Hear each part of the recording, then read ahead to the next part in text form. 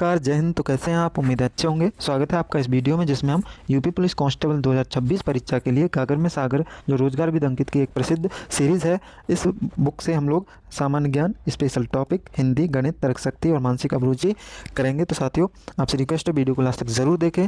और last time में आपका रिवीजन ज़्यादा करना होता है, समय कम होता है, तो इससे अच्छा कोई तरीका नहीं है। आप लोग अभी के समय में रोजगार विद अंकित की जो गागर में सागर सीरीज़ है या कोई भी प्रैक्टिस सेट है, ज़रूर फॉलो कीजिए। आपका 100% सिलेक्शन हो जाएगा। इसके अलावा टाइम मिले तो खुद से भी रिवीजन कीजिए। जैसे आप मैथ का रिवीजन कर सकते हैं, जो टॉपिक कमजोर हैं, जिसमें आपके क्वेश्चन गलत हो रहे हैं। रीजनिंग में भी अभी समय है कि आप लोग जो गलत क्वेश्चन हो रहे हैं उन पर ज़्यादा फोकस करके रिवीजन करें। ऐसे हिंदी में और जीएस में। और फिर जो रोजगार विद अंकित यूट्यूब चैनल पर गागर में सागर जो सीरीज़ चलाई जाएगी अपने मई में या जून में, जब भी चलाएं, तो आप उसको जरूर फॉलो करें। लास्ट टाइम में बहुत अच्छा बेनिफिशियल रहती है आपके लिए। तो चलिए स्टार्ट करते हैं। ये बुक फॉर्मेट में है, आप बुक भी परचेज कर सकते हैं या फिर मेरी इस वीडियो को देख के आप अपना रिवीजन कर सकते हैं इस बुक से। देखिए, मैं आपके लिए परचेज़ करके लाया हूँ, कोई वैसे नहीं है, मुखर्जी नगर दिल्ली से। तो चलिए स्टार्ट करते हैं। जीएस में जो भी कंटेंट है और स्पेशल टॉपिक्स और हिंदी में आपको करवाऊंगा। इस वीडियो में हम लोग मध्यकालीन भारत को पढ़ेंगे। चलिए सबसे पहले मध्यकालीन प्रमुख रचना एवं उनके रचनाकार। किताबुल हिंद के रचनाकार हैं अलबरूनी, राज तरंगिनी के कल्याण, पृथ्वीराज रासो के चंद्रवरदाई, तबकात ए नासरी के मिनाज उस सिराज, तारीख ए फिरोजशाही के जियाउद्दीन वर्नी और फतवा ए जहांगीरी के भी जियाउद्दीन वर्नी हैं। खजाइन उल फुतूह के रचनाकार अमीर खुसरो, तुगलकनामा और नूह सिपाहर के भी अमीर खुसरो हैं। फुतूह उस सलातीन के रचनाकार इसामी हैं। और किताबुल रहला किसकी पुस्तक है? तो इब्न बतूता की पुस्तक है। ये मोरक्को के निवासी थे और ये मोहम्मद बिन तुगलक के दरबार में भारत आए थे। तारीख ए शेरशाही अब्बास खां शेरवानी, अकबरनामा अबुल फजल और आइन अकबरी अबुल फजल की रचना है। तारीख ए मुबारक शाही ये यावा बिन अहमद सरहिंदी की रचना है। अब आइए दिल्ली सल्तनत को देखते हैं। सबसे पहले दिल्ली सल्तनत में मुगल वंश, गुलाम वंश हुआ, जो कि मामलुक वंश भी कहलाता है, जिसका समयकाल 1206 से 1290 ईस्वी तक था। गुलाम वंश की स्थापना 1206 ईस्वी में कुतुबुद्दीन ऐबक ने की थी। गुलाम वंश को मामलुक वंश के नाम से भी जाना जाता है। दिल्ली सल्तनत का पहला सुल्तान कुतुबुद्दीन ऐबक था। कुतुबुद्दीन ऐबक ने अपनी राजधानी लाहौर में स्थापित की थी। कुतुबुद्दीन ऐबक मोहम्मद गौरी का गुलाम था। कुतुबुद्दीन ऐबक को लाख बख्श की उपाधि दी गई थी। कुतुब मीनार दिल्ली का निर्माण किसने करवाया था? कुतुबुद्दीन ऐबक ने। और कुतुबुद्दीन ऐबक की मृत्यु 1210 ईस्वी में चौगान पोलो खेलते समय घोड़े से गिरकर हो गई थी। कुतुबुद्दीन ऐबक का उत्तराधिकारी आराम शाह हुआ, जिसकी हत्या इल्तुतमिश ने कर दी और वह दिल्ली की गद्दी पर बैठा। इल्तुतमिश को दिल्ली सल्तनत का वास्तविक संस्थापक माना जाता है। इल्तुतमिश ने एकता प्रणाली प्रारंभ की। तो आप जो पॉइंट देख रहे हैं ना, एकदम सारे पॉइंट बहुत ज़्यादा महत्वपूर्ण हैं और इम्पोर्टेंट हैं। तो आप ये पॉइंट टू पॉइंट बस सुनते चलें और दिमाग में फिट करते चलें। इल्तुतमिश ने 40 तुर्क अमीर तथा गुलामों का एक संगठन बनाया, जिसे तुर्कान ए चहलगानी या चालीसा के नाम से भी जाना जाता है। इल्तुतमिश कुतुबुद्दीन ऐबक का गुलाम था। और कुतुबुद्दीन ऐबक किसका गुलाम था? तो मोहम्मद गौरी का। इल्तुतमिश ने अपनी राजधानी लाहौर से दिल्ली में स्थानांतरित की। इल्तुतमिश की मृत्यु 1236 ईस्वी में हो गई थी। इल्तुतमिश के बाद उसका पुत्र रुकनुद्दीन फिरोज शाह दिल्ली की गद्दी पर बैठा, जो कि एक अयोग्य शासक था। दिल्ली सल्तनत पर रजिया सुल्तान ने एकमात्र महिला थी। इन्होंने शासन किया था 1236 से 1240 ईस्वी तक और ये पहली मुस्लिम शासिका बनी थी जिसने शासन की बागडोर संभाली थी। रजिया सुल्तान पर्दा प्रथा का त्याग कर पुरुषों की तरह दरबार में आती थी। रजिया सुल्तान की हत्या 1240 ईस्वी में कैथल हरियाणा के निकट डाकुओं के द्वारा कर दी गई थी। 1246 ईस्वी में नसीरुद्दीन महमूद दिल्ली की गद्दी पर बैठा। 1265 ईस्वी में नसीरुद्दीन महमूद की मृत्यु के बाद बलवन उसका उत्तराधिकारी बना। बलवन ने जिले इलाही ईश्वर की छाया की उपाधि धारण की। अब डायरेक्ट क्वेश्चन आता है कि कौन से मुगल शासक ने जो है जिले इलाही की उपाधि धारण की थी? तो बलवन ने 40 तुर्क अमीर तथा गुलामों के संगठन का विनाश किया। तो जो 40 तुर्क अमीर थे, जिनको हम तुर्क ए चहलगानी या फिर चालीसा के नाम से जानते हैं, तो गठन किया था इल्तुतमिश ने, और इसका जो विघटन किया, विनाश किया, वो बलवन ने किया था। बलवन ने सिजदा और पैबोस नामक प्रथा का प्रचलन किया। बलवन ने फारसी त्यौहार नवरोज की मनाने की प्रारंभ किया था। बलवन ने एक सैन्य विभाग दीवान ए अर्ज की स्थापना की। बलवन ने देवी अधिकार के सिद्धांत का समर्थन किया। बलवन ने अपने शत्रुओं के विरुद्ध लो और रक्त की नीति अपनाई थी। फिर आया खिलजी वंश, जिसका समयकाल था 1290 से 1320 ईस्वी। खिलजी वंश की स्थापना 1290 ईस्वी में जलालुद्दीन फिरोज शाह खिलजी ने की थी। जलालुद्दीन फिरोज शाह खिलजी की हत्या 1296 ईस्वी में अलाउद्दीन खिलजी ने कड़ा मानिकपुर इलाहाबाद नामक स्थान पर कर दी थी। अलाउद्दीन खिलजी के बचपन का नाम अली गुसास्प था। अलाउद्दीन खिलजी ने स्थायी सेना रखी और सैनिकों को नगद वेतन देने की व्यवस्था चलाई थी। अलाउद्दीन खिलजी ने बेईमानी को रोकने के लिए मूल्य नियंत्रण प्रणाली या बाजार नियंत्रण प्रणाली की व्यवस्था प्रारंभ की। एक एक क्वेश्चन आपको डायरेक्ट देखने को मिल जाएगा। यदि कोई क्वेश्चन जैसे आता है आपका मध्यकालीन भारत से और गुलाम वंश से, तो आपका ये जो पॉइंट है यहाँ से जरूर देखने को मिलेगा। घोड़ों को दागने तथा सैनिकों का हुलिया लिखने की प्रथा का प्रारंभ अलाउद्दीन खिलजी ने किया था। अलाउद्दीन खिलजी के सेनापति का नाम मलिक काफूर था, जिसको 1000 दिनारी के नाम से भी जाना जाता था। दक्षिण भारत में सैन्य अभियान शुरू करने वाला दिल्ली सल्तनत का प्रथम सुल्तान अलाउद्दीन खिलजी था। मलिक काफूर ने अलाउद्दीन खिलजी की दक्षिण की विजयों का सफलतापूर्वक नेतृत्व किया था। मलिक काफूर एक हिजड़ा था जो कि अलाउद्दीन खिलजी का सेनापति था, जिसको 1000 दिनारी भी कहते थे। अलाउद्दीन खिलजी ने सिकंदर सानी की उपाधि धारण की थी। अलाउद्दीन खिलजी की मृत्यु 1316 ईस्वी में हुई थी। तुगलक वंश का समयकाल 1320 से 1414 ईस्वी तक था। 1320 ईस्वी में गयासुद्दीन तुगलक नासिरुद्दीन खुसरो शाह को पराजित करके दिल्ली की गद्दी पर बैठा। निज़ामुद्दीन औलिया ने गयासुद्दीन तुगलक के बारे में कहा था कि दिल्ली अभी दूर है। गयासुद्दीन तुगलक की मृत्यु 1325 ईस्वी में जौना खां के द्वारा निर्मित लकड़ी के महल के नीचे दबकर हो गई थी। मोहम्मद बिन तुगलक ने कृषि के विकास के लिए दीवान अमीर कोही नामक एक विभाग की स्थापना की। मोहम्मद बिन तुगलक ने अपनी राजधानी दिल्ली से देवगिरी को बनाया और इसका नाम दौलताबाद रखा। तो दौलताबाद शहर की स्थापना किसने की? मोहम्मद बिन तुगलक ने। मोहम्मद बिन तुगलक ने सांकेतिक मुद्रा का प्रचलन भी किया था। मोहम्मद बिन तुगलक प्रथम सुल्तान था जो हिंदुओं के त्यौहार में भी भाग लेता था। आगे देखते हैं। मोरक्को अफ्रीका का एक यात्री इब्न बतूता मोहम्मद बिन तुगलक के दरबार में 1333 ईस्वी में भारत आया। मोहम्मद बिन तुगलक की मृत्यु 1351 ईस्वी में हुई थी। फिरोज शाह तुगलक ब्राह्मणों पर जजिया कर लगाने वाला पहला मुस्लिम शासक था।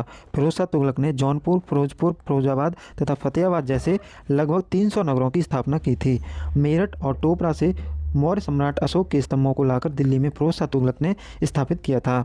तुगलक वंश का अंतिम शासक नसीरुद्दीन महमूद शाह था। तैमूर ने नसीरुद्दीन महमूद शाह के समय में 1398 ईस्वी में दिल्ली पर आक्रमण किया था। फिर आया सैयद वंश 1414 से 1451 ईस्वी तक। सैयद वंश की स्थापना खिजर खां ने की थी। खिजर खां ने स्वयं को रैयत-ए-आला कहा। यमुना नदी के किनारे मुबारकाबाद की स्थापना खिजर खां के पुत्र मुबारक शाह ने की थी। सैयद वंश की अंतिम शासक अलाउद्दीन आलम शाह था। फिर लोधी वंश आया 1451 से 1526 ईस्वी तक। लोधी वंश की स्थापना बहलोल लोधी ने की थी। लोधी वंश प्रथम अफगान वंश था जिसने दिल्ली सल्तनत पर शासन किया। बहलोल लोधी के पुत्र निजाम खां जिसका नाम क्या था? सिकंदर लोधी ने आगरा नगर की स्थापना की थी। सिकंदर लोधी ने आगरा नगर को अपनी राजधानी भी बनाया था। गुलरुखी उपनाम से फारसी कविताएं लिखने वाला प्रथम सुल्तान भी सिकंदर लोधी था। सिकंदर लोधी ने भूमि को मापने के लिए गजे सिकंदरी पैमाना जारी किया। गले की बीमारी के कारण सिकंदर लोधी की मृत्यु 1517 ईस्वी में हो गई थी। इब्राहिम लोधी मध्यकालीन भारत का एकमात्र सुल्तान था जो युद्ध भूमि में मारा गया था। दिल्ली सल्तनत का अंतिम सुल्तान इब्राहिम लोधी था।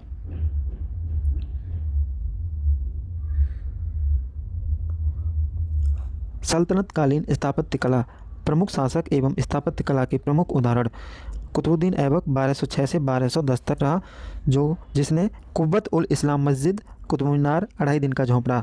तो कुतुबुद्दीन ऐबक ने कौन कौन से जो मोन्यूमेंट हैं वो बनवाए थे? तो 2.5 दिन का झोंपड़ा, कुतुब मीनार और कुब्बत उल इस्लाम मस्जिद। फिर इल्तुतमिश ने सुल्तानगढ़ी का मकबरा दिल्ली में और गंदक की बावली महरौली दिल्ली में और इल्तुतमिश का मकबरा भी दिल्ली में बनवाया था। इल्तुतमिश ने कुतुब मीनार का अधूरा कार्य पूरा करवाया था। बलबन ने लाल महल दिल्ली में बनवाया। बलबन का मकबरा भी दिल्ली में बनवाया था। विशुद्ध इस्लामिक शैली में निर्मित भारत का पहला मकबरा भी बलबन का मकबरा था। अलाउद्दीन खिलजी ने अलाई दरवाज़ा दिल्ली में, श्रीनगर भी दिल्ली में और हजार स्तंभों वाला महल भी दिल्ली में बनवाया था। गयासुद्दीन तुगलक ने, जिसका समय काल था 1320 से 1325 तक, गयासुद्दीन तुगलक ने तुगलकाबाद नगर का निर्माण करवाया और गयासुद्दीन तुगलक का मकबरा भी दिल्ली में बनवाया था। मोहम्मद बिन तुगलक ने, जिसका समय काल 1325 से 1351 था, जहांपनाह नगर दिल्ली में बनवाया। आदिलाबाद का किला भी दिल्ली में बनवाया और निजामुद्दीन औलिया का मकबरा भी बनवाया था मोहम्मद बिन तुगलक ने। फिरोज शाह तुगलक, जिसका समय काल 1351 से 1388 ईस्वी तक था, इन्होंने फिरोज शाह कोटला जो है वो दिल्ली में बनवाया था। जो अरुण जेटली स्टेडियम है, पहले इसका नाम भी फिरोजशाह कोटला स्टेडियम था। तो जो यहाँ जो शहर है वो किसने बनाया था? फिरोजशाह तुगलक ने। सिकंदर लोदी मौट की मस्जिद दिल्ली में बनवाई थी। फिर इसके बाद विजयनगर साम्राज्य। विजयनगर साम्राज्य की स्थापना 1336 ईस्वी में हरिहर और बुक्का नामक दो भाइयों ने की थी। विजयनगर साम्राज्य की राजधानी हम्पी को 1986 ईस्वी में यूनेस्को द्वारा विश्व विरासत स्थल घोषित किया गया था। तुलु वंश का तथा विजयनगर साम्राज्य का महानतम शासक कौन था? कृष्णदेव राय। अब कृष्णदेव राय कौन से साम्राज्य का शासक था? तो विजयनगर का। और विजयनगर साम्राज्य की स्थापना किसने की थी? तो हरिहर एवं बुक्का ने 1336 ईस्वी में। इसके बाद अष्टदिग्गज कृष्णदेव राय के दरबार में रहने वाले 8 विद्वानों को कहा जाता है। तेलुगु भाषा में राजकौशल शासन कला पर एक कृति अमुक्तमाल्यद की रचना कृष्णदेव राय ने की थी। अब आइए आगे देखते हैं सिख धर्म। तो सिख गुरु एवं उनसे संबंधित प्रमुख तथ्य। पहले गुरु इनके हुए थे गुरु नानक देव, जिनका समय था 1469 से 1539। सिख धर्म के प्रवर्तक पहले सिख गुरु। इनका जन्म तलवंडी वर्तमान में ननकाना साहिब रावी नदी के तट पर पंजाब प्रांत में पाकिस्तान में हुआ था। मृत्यु स्थान करतारपुर और वर्तमान में ये भी पाकिस्तान में है। सिकंदर लोदी तथा मुगल सम्राट बाबर एवं हुमायूं के समकालीन थे। इनके प्रिय शिष्य थे मर्दाना। निर्गुण भक्ति के समर्थक थे। लंगर या पंगत भोज की प्रथा का प्रारंभ भी आपका गुरु नानक देव ने किया था। आगे देखते हैं गुरु अंगद। मूल नाम था गुरु अंगद का लहना या लहना। गुरुमुखी लिपि की शुरुआत की थी। लंगर प्रथा को स्थायी रूप प्रदान किया था। तो शुरुआत की थी लंगर की आपका गुरु नानक देव ने और स्थायी रूप दिया गुरु अंगद देव ने। गुरुमुखी लिपि जो है किसने शुरुआत की थी? गुरुमुखी लिपि की गुरु अंगद ने। गुरु अमरदास सिखों एवं हिंदुओं के विवाह को अलग अलग करने के लिए लवन पद्धति प्रारंभ की। किसने? गुरु अमरदास ने। फिर आए इनके बाद गुरु रामदास। इनकी पति बीबी भानी गुरु अमरदास की पुत्री थी। इनकी पुत्री थी गुरु रामदास की पत्नी। मुगल सम्राट अकबर ने गुरु रामदास एवं उनकी पत्नी बीबी भानी को 500 बीघा जमीन दी थी। गुरु अर्जुन देव आदि ग्रंथ में सिख गुरुओं के उपदेशों का संकलन करवाया था। मुगल सम्राट जहांगीर ने गुरु अर्जुन देव को 1606 ईस्वी में राजद्रोह के आरोप में फांसी की सजा दी। फिर आए इनके बाद गुरु हरगोविंद। तो तख्त अकाल बंगा की नींव रखी। सिखों को एक सैन्य लड़ाकू जाति में परिवर्तित किया। मुगल सम्राट शाहजहां का संघर्ष गुरु हरगोविंद से हुआ था। गुरु हरिराय पुत्र राम राय एवं हरिकिशन, इन्होंने दारा सिखों को सहयोग प्रदान किया। इनके समय में ही सर्वप्रथम उत्तराधिकार का विवाद हुआ था। गुरु हरिकिशन इनकी गद्दी के लिए अपने बड़े भाई राम राय से विवाद हुआ था। गुरु हरिकिशन की मृत्यु चेचक के कारण हुई थी। गुरु तेग बहादुर इनके पिता गुरु हरगोविंद थे छठे सिख गुरु। इन्होंने मुगल सम्राट औरंगजेब की धार्मिक नीतियों का विरोध किया। इस्लाम धर्म स्वीकार न करने के कारण मुगल सम्राट औरंगजेब ने इन्हें दिल्ली में मृत्युदंड दे दिया था। फिर हुए थे आपके गुरु गोविंद सिंह। गुरु गोविंद सिंह 1666 से 1708 तक रहे, जो 10वें एवं अंतिम गुरु थे। इनके पिता थे गुरु तेग बहादुर, 9वें सिख गुरु। इनका जन्म हुआ था पटना साहिब बिहार में और मृत्यु स्थान था नांदेड़ महाराष्ट्र में। 1699 ईस्वी में खालसा पंथ की स्थापना गुरु गोविंद सिंह ने की थी और पाहुल प्रथा की शुरुआत भी गुरु गोविंद सिंह ने की। आगे देखते हैं सिखों के लिए पंचमकार या 5 प्रतीक केस, कंघा, कड़ा, कुपाण, कृपाण एवं कच्छा अनिवार्य किए। इन्होंने सिख धर्म में गुरु की गद्दी को समाप्त किया। सिख धर्म का पवित्र ग्रंथ गुरु ग्रंथ साहिब है। नामधारी आंदोलन गुरु गोविंद सिंह ने किया था और खालसा पंथ की स्थापना भी की थी। मुगल साम्राज्य। बाबर 1526 से 1530। बाबर का जन्म 14 फरवरी 1483 ईस्वी को फरगना में हुआ था। बाबर का वास्तविक नाम जहीरुद्दीन मोहम्मद था। बाबर के पिता का नाम उमर शेख मिर्ज़ा था। वर्ष 1494 ईस्वी में बाबर तैमूर वंश में फरगना के अपने पैतृक सिंहासन पर बैठा था। बाबर का भारत में प्रथम अभियान 1518-19 ईस्वी में यूसुफ जाई जाति के विरुद्ध हुआ था। बाबर ने पानीपत के प्रथम युद्ध में तुलगमा युद्ध पद्धति का प्रयोग किया था। खानवा के युद्ध 1527 में बाबर ने गाजी की उपाधि धारण की थी। बाबर ने अपने आत्मकथा तुजुक ए बाबरी को तुर्की भाषा में लिखा था। बाबरनामा का अनुवाद मुख्य रूप से फारसी भाषा में अब्दुल रहीम खान खाना ने किया था। बाबर की मृत्यु 1530 ईस्वी में आगरा में हुई थी। बाबर का मकबरा काबुल अफगानिस्तान में स्थित है। फिर इनके बाद हुमायूं आया, जो कि 1530 से 40 तक और 55 से 56 तक रहा। प्रथम बार हुमायूं 1530 ईस्वी में दिल्ली की गद्दी पर बैठा। सरहिंद विजय के पश्चात हुमायूं 1555 ईस्वी में दोबारा दिल्ली की गद्दी पर बैठा। हुमायूं सोमवार को सफ़ेद, शनिवार का काला तथा रविवार को पीला वस्त्र पहनता था। सोमवार को सफ़ेद और शनिवार को काला वस्त्र और रविवार को पीला वस्त्र पहनता था हुमायूं। हुमायूं की मृत्यु 1556 ईस्वी में दीन पनाह के पुस्तकालय की सीढ़ियों से गिरकर हो गई थी। हुमायूं का मकबरा दिल्ली में स्थित है। हुमायूं के मकबरे का वास्तुकार मिर्ज़ा गियास बेग था। हुमायूं के मकबरे का निर्माण हाजी बेगम हुमायूं की पत्नी ने किया था। शेरशाह सूरी 1540 से 1545 ईस्वी तक। शेरशाह सूरी का प्रारंभिक नाम फरीद खां था। शेरशाह सूरी दिल्ली की गद्दी पर बैठा 1540 ईस्वी में और 68 वर्ष की उम्र में बैठा था, मतलब सबसे बूढ़ा राजा था आपका शेरशाह सूरी। शेरशाह सूरी ने दिल्ली में स्थित दीन पनाह को विध्वंस कर पुराने किले का निर्माण करवाया। शेरशाह सूरी की मृत्यु तोप के फट जाने के कारण 22 मई 1545 ईस्वी को हुई थी। शेरशाह सूरी का मकबरा सासाराम बिहार में स्थित है। अकबर 1556 से 1605 तक। अकबर 1556 से 1605 ईस्वी तक। अकबर का जन्म 1542 ईस्वी में अमरकोट के राणा 20 साल के महल में हुआ था। अकबर का राज्याभिषेक 1556 ईस्वी में कलानौर में हुआ था। बैरम खान 1556 से 1560 ईस्वी तक अकबर का संरक्षक रहा। आदिल शाह ने हेमू को विक्रमादित्य की उपाधि प्रदान की थी। अकबर ने गुजरात विजय की स्मृति में अपनी राजधानी फतेहपुर सीकरी में बुलंद दरवाजे का निर्माण करवाया था। तो ये क्वेश्चन पूछा जाता है कि अकबर ने किस विजय की स्मृति में फतेहपुर सीकरी में बुलंद दरवाजे का निर्माण करवाया, तो गुजरात विजय के उपलक्ष्य में। अकबर ने 1562 ईस्वी में दास प्रथा का अंत किया और 63 में तीर्थ यात्रा कर तथा 64 में जजिया कर को भी समाप्त कर दिया।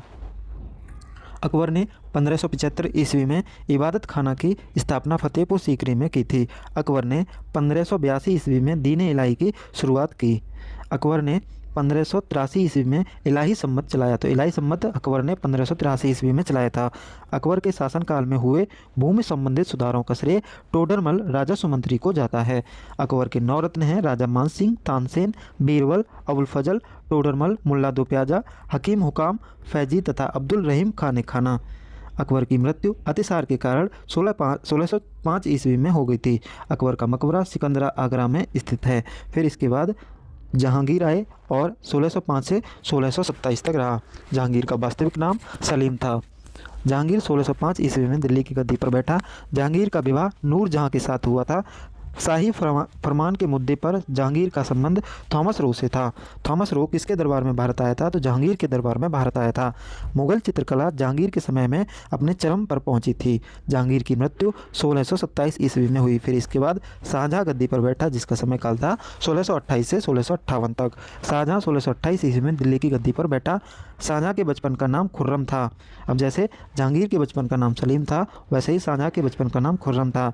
शाहजहां का विवाह अर्जुमंद बानो बेगम मुमताज़ महल के साथ हुआ था। शाहजहां को कोहिनूर हीरा मीर जुमला ने भेंट किया था। शाहजहां के 4 पुत्र थे, जिसमें दारा शिकोह सबसे ज़्यादा प्रिय था। दारा शिकोह के मयूर सिंहासन तख्त ए ताउस का निर्माण बेग बादल खां ने किया था। शाहजहां के काल को वास्तुकला का स्वर्ण युग कहा जाता है। औरंगजेब ने शाहजहां को कैद करके आगरा के किले में रखा, जहां उसकी मृत्यु 1666 ईस्वी में हो गई थी। औरंगजेब 1658 से 1707 तक रहा। औरंगजेब ने 2 बार अपना राज्याभिषेक करवाया। प्रथम बार औरंगजेब 1658 में दिल्ली की गद्दी पर बैठा। औरंगजेब अर्जुमंद बानो बेगम मुमताज़ महल का पुत्र था। औरंगजेब का विवाह दिलरास बानो बेगम राबिया बीवी के साथ हुआ था।